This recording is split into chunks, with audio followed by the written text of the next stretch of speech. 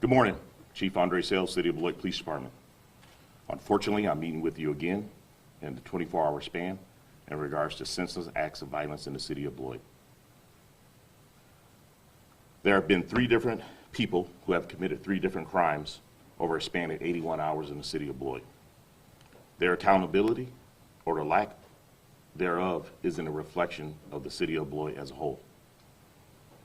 Criminals are always going to commit crimes, but the Beloit Police Department will always stand up against that crime, and we will take the fight to them.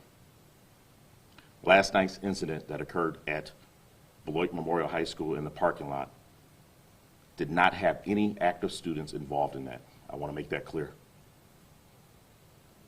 The event unfolded last night at 8:55 p.m. where a 19-year-old male from the City of Beloit was shot and killed.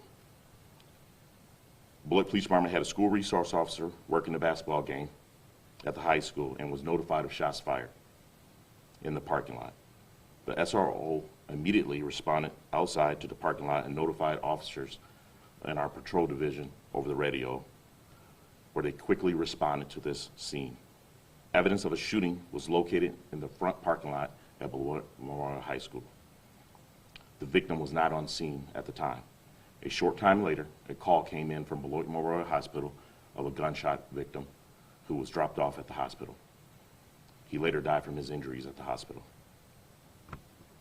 The Beloit Police Department has set up a phone number of 608-364-6823 for information. During the shots fired last night and watching surveillance video, there were over 30 witnesses in the parking lot. Those individuals need to come forward and give us information.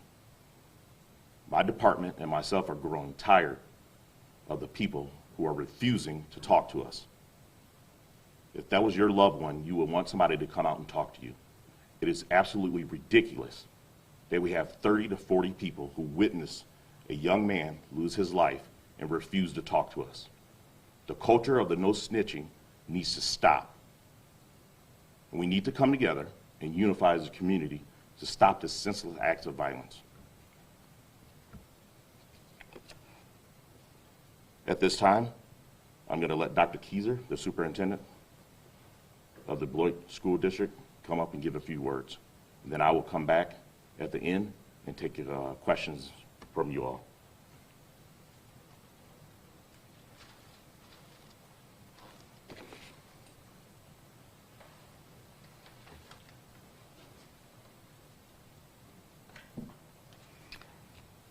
Hello. I am here on behalf of the School District of Beloit, and I am joined and supported by our Board President, Megan Miller. Words cannot express how deeply saddened I and our school district are by the senseless act of violence that occurred last night following our home basketball game. We will have our student services team available and ready on Monday to help with the needs of our students and our staff during this difficult time. I want to ensure that we are providing the resources necessary to help our students and our staff. Violence of any kind is devastating to our community. And as a community, together, we need to heal as well as find a way to address this violence. I want to renew our statement that we continue to work in collaboration and cooperation with the City Beloit Police Department and continue as they continue to investigate this incident. At this time, I'd like to turn this over to City Manager Lori Luther for a few words.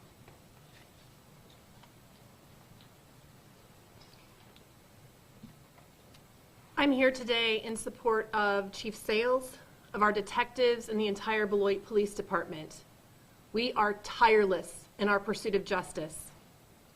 Please know that we are doing everything in our power to keep not only our children, but the community at large safe. As you heard earlier, no students or faculty were directly involved in the incident that occurred last night. But as a parent, I share the concerns that our community feels. know that we take these acts of violence very seriously, and we have a proven track record of making arrests when the community partners with us and shares information. So we implore those who were present last night to come forward, call our number, and report any details that you have available to you. At this time, I'm going to invite Council President Clinton Anderson to come forward.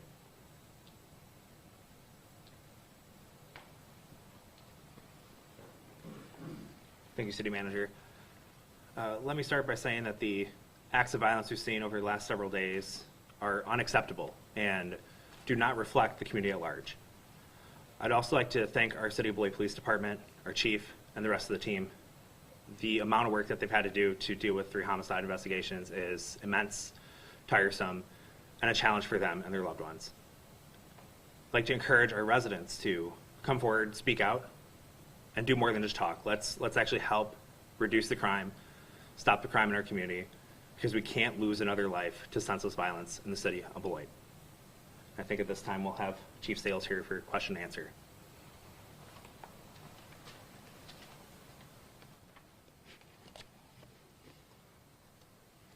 Before I start answering questions, I just want you all to know that 2 of the homicides are still ongoing investigations, so there will be limited information I will provide, but I'll do my best to provide the information that you asked of me. Chief, you mentioned just like there's 30 witnesses there, and it's scary if you're a witness to come forward. What kind of strategies are you guys planning to implement to just get people to come out and be comfortable in sharing some more details confidentially? Some of the things that we're doing is, once again, I'll give the phone number that we've provided, 608-364-6823. That number is going to be staffed 24 hours a day, 7 days a week. That information can be provided to us from there. We're going to take some other investigative leads and tactics to have those individuals that want to remain anonymous to provide that information for us, because it's needed. The biggest thing is we have to always remember, and I'm not trying to shy away from anything, but the police response to calls for service. We very few times are right there when it occurs, and our officers respond to chaos. And last night was a chaotic scene, and our officers had to see that over the last 81 hours. So the mental health of my officers is one of my main priorities, and that's what we're making sure that our peer support team is reaching out to our officers. Sometimes people forget that we're humans behind this badge, and that we see things on a daily basis, and people just don't get that. But to our witnesses, please come forward. We need your help on this one. A young man lost his life, and we hate to see anybody else lose their life to a senseless act of violence because people don't know how to understand to walk away and turn their cheek to silly acts that people are doing. Any suspect description or extra help? Sorry, yesterday you mentioned you were bringing in extra help, police help.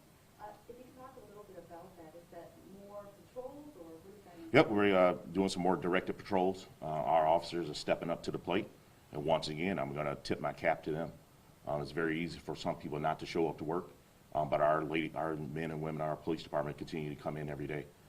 Some of us have been here 7 days straight, and we have families that we don't get to see, but our men and women in our police department are continue to come in because that shows that they want a safe community, and they want to get rid of the individuals, that small fraction in Beloit that's causing these problems.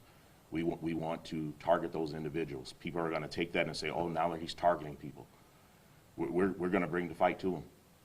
And when we make the traffic stops and we are identifying those individuals, don't come down to the police department and complain, because you're the one that's committing the crime. And we're the ones that's going to hold the justice here in the Rock County and the city of Beloit. So we're going to make the traffic stops. So people get ready for it. We're going to be ready to make field the complaints, but our officers are going to do it within the letter of the law, and we're going to take the fight back to these individuals. Chief, any suspect description or any other context from last night's incident that you can release right now? Just looking for more details on the incident itself. Once again, there's 30 to 40 people out there. So we're trying to filter through that footage.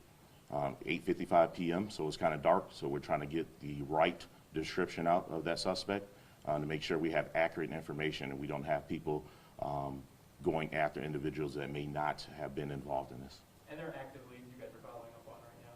Any active leads? Correct. There's some active leads out there, but once again, for the integrity of this investigation, you know, that stuff needs to remain within the Beloit Police Department. Do you know what the victim's relationship was to the basketball game? Was he at the game, just outside of the high school? I think like everybody that was in that gym, he wanted to watch a sporting event, cheer on our Beloit Memorial nights, and unfortunately some things unfolded that night where he subsequently lost his life. And at this point, is it believed to be an isolated incident, or is there a threat to the community at all? I think the threat to community is we haven't found the suspect yet. So it is an isolated incident. I think they had a relationship with each other, but it is a threat to the community because we do not have that person in custody. Again, and I will repeat this, this is where our community comes into play. 30 to 40 people out there that witnessed this.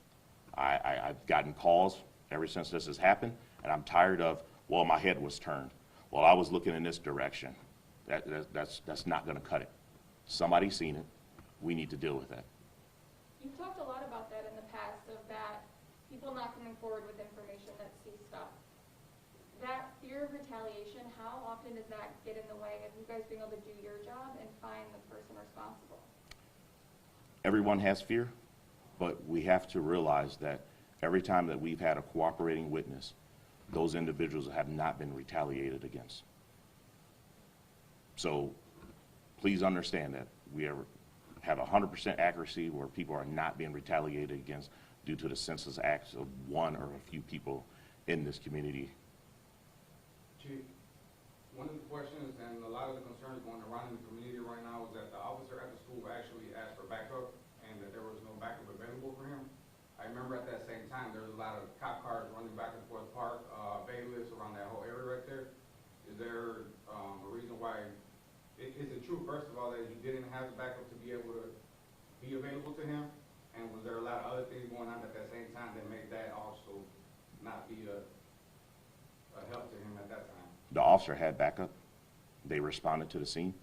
I think sometimes people get their judgment clouded and realize that once a call come in, we can't snap our fingers and drop right in that spot.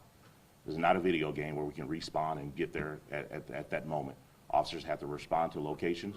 We have 37,000 other residents that require our attention as well, so people have to respond from locations in the city of Beloit. Thank you. Chief, you said there were 30, 40 people that were witnesses to the scene for the shooting, but how many people were on scene inside the gym if you had to give an approximate estimation at the time of the incident? I'm not sure. I didn't look at the footage inside of the basketball arena.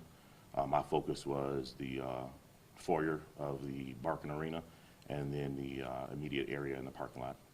Talk about the resources it takes to investigate 3 homicides in the span of 4 days. Are you bringing, I know you mentioned extra patrols, but are you bringing in people from Rock County, from Illinois? Talk about that. We have partners in here in Rock County that's been assisting us with some of our investigations. The biggest thing is we at the Beloit Police Department have big shoulders. We're shouldering this load. This has happened here. So we're going to continue to work it as our police department as we see fit, and we need those resources from our other agencies. I've received several messages of encouragement that they're willing to help us, and we don't want to call them right away until we identify these individuals, and then we can start going after them. But we are taking steps to have our brothers and sisters from the north and the south help us out. And is your department currently understaffed, or your officers working overtime right now? Our officers work overtime every day. And the biggest thing is, I think a lot of people have to look at all 50 states in this country. We're all understaffed. We're all trying to get the best officers that we possibly can. You know, we have staff members that are in training, and that training takes time. One of the big misconception is that we hire a person and they can go right into the field and start working. We have 6 individuals in the police academy. There's a 5.5-month, 18-week police academy. They won't get out of police academy until May sometime, and then they have to go to field training another 5.5 months. So we get those bodies in 11 months. But the men and women of the Beloit Police Department have stepped up, and that is a great testament to the leaders that we have here in the Beloit Police Department and the great men and women that we've hired, that they continue to come in and work every day for a job that's thankless and some of the things that people say and do to us. And they continue to see chaotic scenes, 3 deaths in 81 hours. If you've seen that yourself, raise your hands. Our men and women of the Beloit Police Department have seen that. And it's going to take a lot for us to help them through this because it's unfortunate. Chief, would you like to let them know that although the students and faculty were not directly involved, there will be additional police presence at the high school tomorrow? Yep. Going forward, speaking with Dr. Keyser, the Beloit Police Department has committed to helping out with extra patrols, extra officers at the high schools, at our intermediate schools, to make sure our future leaders of Beloit are safe and they understand that we're here to help them out. So we're going to partner with them, continue that relationship, and help out with directed patrols in and around the school areas. Chief, you've mentioned too that you guys were going to kind of take the fight to some of these people and kind of ambiguous. Do you mean you're going to be working with Rock County for fulfilling warrants, pursuing people on possible leads? I know one of the big things we've talked about too is issues with stolen firearms and just that issue that's plagued the city for the last few years. You just want to clarify what you meant by that? Every investigative tool that we have in our toolbox we're going to use. Is it reaching out to our federal partners? That's what we're going to do. Teaming up with Rock County Sheriff's Office? That's what we're going to do. Teaming up with Janesville? That's what we're going to do.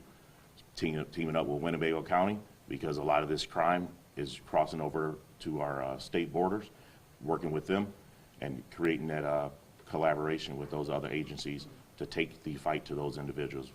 We're not going to sit back and let them continue to do what they're doing. And, go ahead.